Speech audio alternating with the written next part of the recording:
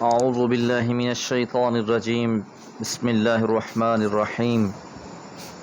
إنا جعلنا في أعناقهم أغلالا فهي إلى الأذقان فهم مقمحون وجعلنا من بين أيديهم سدا ومن خلفهم سدا فأغشيناهم فهم لا يبصرون وسواء عليهم أأنذرتهم أم لم تنذرهم لا يؤمنون إنما تنذر من اتبع الذكر وخشي الرحمن بالغيب فبشره بمغفرة وأجر كريم إنا نحن نحيي الموتى ونكتب ما قدموا وآثارهم وكل شيء أحصيناه في إمام مبين.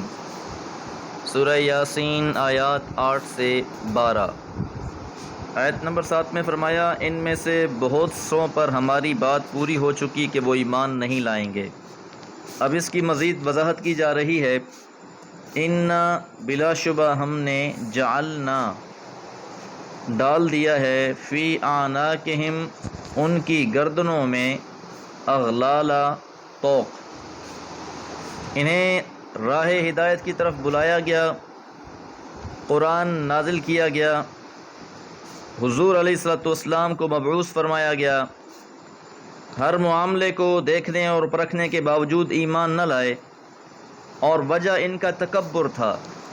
تو اب ان کے تکبر کی وجہ سے اللہ تعالیٰ فرما رہے ہیں کہ ہم نے ان کے گلوں میں ایسا طوق ڈال دیا ہے فَهِيَ إِلَى الْأَذْقَانِ جو ان کی ٹھوڑیوں تک ہے.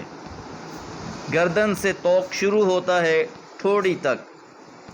اب اگر کسی کو ایسا طوق بنا دیا جائے جس کی لمبائی گلے سے لے کر ٹھوڑی تک ہو، ایسے طوق کی سبب نہ تو انسان نیچے دیکھ سکتا ہے نہ ہی اوپر. تو ان اندھوں کو نہ زمین کی نشانیاں نظر آتی ہیں نہ ہی آسمان کے عجائب. فہم مقمحون پس ان کے سر اٹھے رہ گئے. مقمح اصل میں اس اونٹ کو کہتے ہیں جس کا سر پیچھے کی جانب باندھ دیا گیا ہو اور اس کی گردن ایک خاص حد سے نیچے یا اوپر نہ ہو سکے. تو بالکل یہی حالت ہے ان لوگوں کی کہ ان کے گلوں میں ایسا آہنی طوق ڈال دیا گیا ہے کہ یہ نہ اپنے سر کو نیچے کر سکتے ہیں نہ اوپر اٹھا سکتے ہیں. یہ اپنی انا اور تکبر کی وجہ سے ہر قسم کی علامتیں اور نشانیوں سے بے خبر ہیں. وَجَعَلْنَا مِن بَيْنِ أَيْدِيهِمْ صَدًّا ہم نے ان کے آگے بھی ایک رکاوٹ کھڑی کر دی ہے. لفظ صد بند کے لیے بھی استعمال ہوتا ہے. تو ایسے کافروں کے سامنے بھی ایک دیوار ہے. وَمِن خَلْفِهِمْ اور ان کے پیچھے بھی صدا ایک رکاوٹ کھڑی کر دی گئی ہے. فَأَغْشَيْنَاهُمْ پس ہم نے انہیں ڈھانپ رکھا ہے. فَهُمْ لَا يُبْصِرُونَ پس وہ نہیں دیکھتے. یہ اب پچھلی آیت مبارکہ کی مزید وضاحت ہے کہ ان کے آگے اور پیچھے اوٹ کھڑی کر دی گئی ہے. اب ان کی آنکھوں پر پٹی بندھی ہوئی ہے. اب انہیں کچھ سجھائی نہیں دیتا. اب ان پر کسی نصیحت کا کوئی اثر نہیں ہوگا. وَسَوَاءٌ عَلَيْهِمْ اور یکساں ہے ان پر أَأَنذَرْتَهُمْ خواہ آپ انہیں ڈرائیں ام لم تنذرہم یا انہیں نہ ڈرائیں لا یؤمنون وہ ایمان نہیں لائیں گے. یہ لوگ سخت قسم کی عقلی اور اخلاقی بیماری میں مبتلا ہیں. اب ان کو ڈرانا نہ ڈرانا ایک جیسا ہے. یہ کسی صورت ایمان لانے کو تیار نہیں ہیں. ان کے تکبر نے انہیں اندھا کر رکھا ہے. انما تنذر بس آپ تو انہی کو ڈرا سکتے ہیں من اتبع الذکر جو نصیحت پر دھیان دے، جو اس ذکر کی اتباع کرے، جو سے نصیحت کی جا رہی ہے اسے غور سے سنیں، اپنے دل و دماغ کے دروازے کھول دیں، عقل و بصیرت سے کام لینے والے ہوں. انہی کو آپ ڈرائیں گے اور انہی کو ڈرانے کا فائدہ ہے. وَخَشْيَ الرَّحْمَنَ بِالْغَيْبِ اور وہ بن دیکھے رحمان سے ڈرتے ہیں. ان کے دل میں خشیت الہی ہے. تکبر اور انا کے بجائے وہ اللہ سے ڈرنے والے ہیں. فبشرہ، بس ایسے شخص کو خوشخبری سنا دیں، بمغفرۃ، بخشش کی، واجر کریم، اور باعزت صلے کی۔ الذین یؤمنون بالغیب، یہی وہ لوگ ہیں جو غیب پر ایمان لانے والے ہیں، اللہ کو بن دیکھے ہی اس سے ڈرتے ہیں، اللہ کی نازل شدہ کتاب پر ایمان لاتے ہیں، اسی کی اتباع کرتے ہیں، پھر ایسے لوگوں کے لیے بشارتیں ہیں مغفرت کی بھی اور بہترین صلے کی جو سے آخرت میں ملنے والا ہے۔ انا نحن، بلا شبہ ہم ہی، نحیی الموتى، زندہ کریں گے مردوں کو۔ تو روز جزا سے پہلے اللہ تعالیٰ تمام کے تمام انسانوں کو زندہ کر دیں گے۔ کافر متکبر لوگ اس بات سے بھی انکاری تھے، تو بتایا جا رہا ہے کہ بلا شبہ اللہ تعالیٰ روز قیامت تمام کے تمام انسانوں کو زندہ بھی فرمائیں گے، اور ساتھ ساتھ وَنَكْتُبُ، ہم لکھ رہے ہیں، نوٹ کر رہے ہیں، مَا قَدَّمُوا، جو انہوں نے آگے بھیجا ہے۔ انسان اپنی زندگی میں جو بھی اعمال کرتا ہے، اچھا عمل کرنے والا یہی سوچ کر کرتا ہے کہ اسے اس کا صلہ روز قیامت ملے، چاہے وہ نماز ہے، روزہ ہے، حج ہے، صدقہ و زکوٰۃ ہے، محض جو بھی عبادت ہے للہ، اللہ کے لیے ہے۔